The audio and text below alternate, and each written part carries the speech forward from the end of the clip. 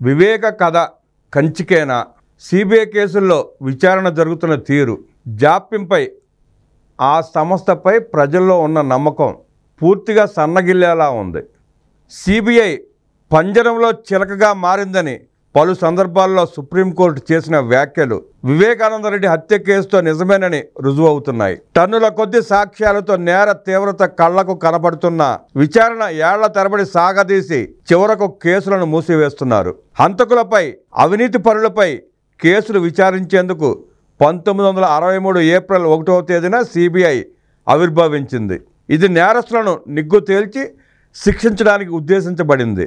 ప్రతి ఏడాది డజన్ల కొద్దీ కేసుల విచారణను చేపడుతున్నా ఎన్ని కేసులు నిజాయితీగా, నిక్కచ్చిగా పూర్తి చేశాయో సిబిఐ ఆత్మ పరిశీలన చేసుకోవాలి. ఈ నైరాశ్యంలో వెలుగు రేఖగా నిలుస్తున్నది సునీత పోరాటం.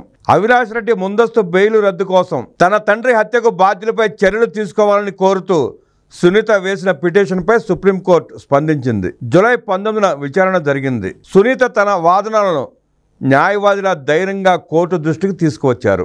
ఇది ఆమె తెగువకు అద్దం పడుతోంది. తన తండ్రిని హత్య చేసిన నిందితులకు శిక్ష పడేందుకు కూతురు సునీత చేసిన పోరాటం ఫలితంగా నారాసుర రక్త చరిత్ర కాస్త జగనాసుర రక్త చరిత్రగా మారింది. సునీత పోరాటం చేయకపోతే గొడ్డలిపోటు కాస్త గుండెపోటుగా మారేది. నిజాలన్నీ సమాధి అయ్యేవి. ఇన్ని వాస్తవాలు వెలుగులోకి రావడం వెనక సునీత పోరాట స్ఫూర్తి దాగి ఉంది. వివేక హత్య కేసుని హైకోర్టు ఆదేశాల మేరకు సిబిఐ చేపట్టింది. ఇంతటి సంచలనాత్మకమైన కేసులో జరిగిన జాప్యం, సిబిఐ విచారణ జరిపిన తీరు ఆశ్చర్యం కలిగిస్తోంది. వివేక హత్య కేసు దర్యాప్తు ముగిసిందని సర్వోన్నత న్యాయస్థానానికి సిబిఐ తెలిపింది. న్యాయస్థానం ఆదేశిస్తే మరలా విచారణ చేస్తామని చెప్పడంలో సిబిఐ అంతర్యం ఏమిటో అర్థం కావడం లేదు. కథ ముగిసింది అన్న తర్వాత ఏం విచారిస్తారు? ఎవరిని విచారిస్తారు? వివేక హత్య జరిగిన రోజున వేకోజామున జగన్ రెడ్డికి ఫోన్ కాల్ వచ్చిందని సిబిఐ వెల్లడించింది. ఈ విషయాన్ని జగన్ సలహాదారుడు అజయ్ కలాం రెడ్డి సిబిఐకి తెలిపారు. మరి జగన్ రెడ్డిని విచారించకుండా దర్యాప్తు ఎలా ముగిస్తారు?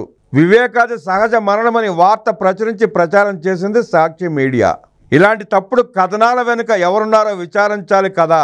మీడియా యజమాని అలాగే సహజ మరణంగా చిత్రించడానికి కుట్లు వేసి కట్టుకట్టిన డాక్టర్ల బృందం సాక్షాత్తు భారతిరెడ్డి కుటుంబ సభ్యులే. అలాంటప్పుడు ఆమెను కూడా విచారించాలి కదా. సిబిఐ అధికారులపై తప్పుడు కేసులు పెట్టి ముద్దాయి అవినాష్ రెడ్డిని అరెస్ట్ చేయకుండా అడ్డుకున్న పోలీసు అధికారులను, అప్పటి హోంమంత్రిని, ముఖ్యమంత్రిని విచారించాలి కదా. ఇవేమీ చేయకుండా దర్యాప్తు ముగిసిందని చేతులు దులుపుకోవడంలో అత్యున్నత దర్యాప్తు సంస్థపై నీలి నీడలు కమ్ముకుంటున్నాయి. సిబిఐ విచారణ జరుపుతున్న కేసుల్లో అపనమ్మకం, అనుమానాలు పెరుగుతున్నాయి. ప్రత్యేకంగా వైఎస్ వివేకానందరెడ్డి హత్య కేసులో జరిగిన పరిణామాలు తీవ్రమైన చర్చకు దారితీశాయి. దేశంలో అత్యున్నత దర్యాప్తు సంస్థగా పేరుగాంచిన సిబిఐ నేడు ప్రతి కీలక కేసులో మొదట దూకుడుగా వ్యవహరిస్తోంది. అనంతరం సుదీర్ఘ విచారణల పేరుతో తీవ్రంగా జాప్యం చేస్తూ కేసులను నీరుగారుస్తున్నారు. ఇందుకు వివేకానందరెడ్డి హత్య కేసే నిదర్శనం. ఈ కుట్రలో ఎంపీ అవినాష్ రెడ్డి, ఆయన తండ్రి భాస్కర్ రెడ్డి కీలక పాత్ర పోషించారని సిబిఐ స్వయంగా తన ఛార్జ్షీట్లో పేర్కొంది. అవినాష్ రెడ్డిపై సరైన సమయంలో చర్యలు తీసుకోకపోవడం, ఆయనను అరెస్ట్ చేయడానికి వెళ్ళి వెనక్కి పారిపోయి రావడం, ఇవన్నీ ఆ సంస్థ పట్ల ప్రజల్లో ఉన్న నమ్మకాన్ని దెబ్బతీశాయి. ఏదో అదృశ్య శక్తి వల్ల సిబిఐ వెనకడుగు వేస్తోందన్న అనుమానం ఉంది. వివేక హత్య కేసులో జగన్మోహన్ రెడ్డికి ముందే సమాచారం ఉందని సిబిఐ స్పష్టం చేసింది. అయితే ఇప్పటికీ జగన్ రెడ్డిని ఒక్కసారి కూడా విచారించలేదు. జగన్ రెడ్డిపై ఉన్న 11 సిబిఐ, 6 ఈడీ కేసులు ఏ దశలో ఉన్నాయన్నది మరో పెద్ద ప్రశ్న. 2011లోనే ఈ కేసులు నమోదయ్యాయి. ఛార్జ్షీట్లో 43,000 కోట్ల రూపాయల అవినీతి వివరాలు ఉన్నాయి. కానీ విచారణ ఇప్పటికీ కొనసాగుతూనే ఉంది. ఒక సామాన్య పౌరుడిపై ఇలాంటి కేసులుంటే ఎప్పుడో జైలులో వేసేవాళ్ళు. కానీ అధికారం, డబ్బుతో జగన్ రెడ్డి కేసులు వాయిదాల మీద వాయిదాలు పడుతూనే ఉన్నాయి. ఈ వ్యవహారాలన్నిటితో సిబిఐ విచారణలపై ప్రజల్లో విశ్వాసం సన్నగిల్లింది. రాజకీయ పలుకుబడి, అధికారంలో ఉన్నవారి ఒత్తిళ్లు దర్యాప్తు సంస్థలను ప్రభావితం చేస్తున్నాయి. విచారణను సత్వరం పూర్తి చేయాల్సిన బాధ్యత మరిచి దోషులకు వ్యవస్థలు వెన్నుదన్నుగా నిలుస్తున్నాయన్న అభిప్రాయం బలపడుతోంది. వివేక హత్య తాలూకా ఆనవాళ్లు తుడిచివేయడంలోనూ గుండెపోటు కథ అలడంలోనూ అవినాష్ రెడ్డిదే కీలక పాత్ర అని కోర్టుకు నివేదించింది సిబిఐ కాదా?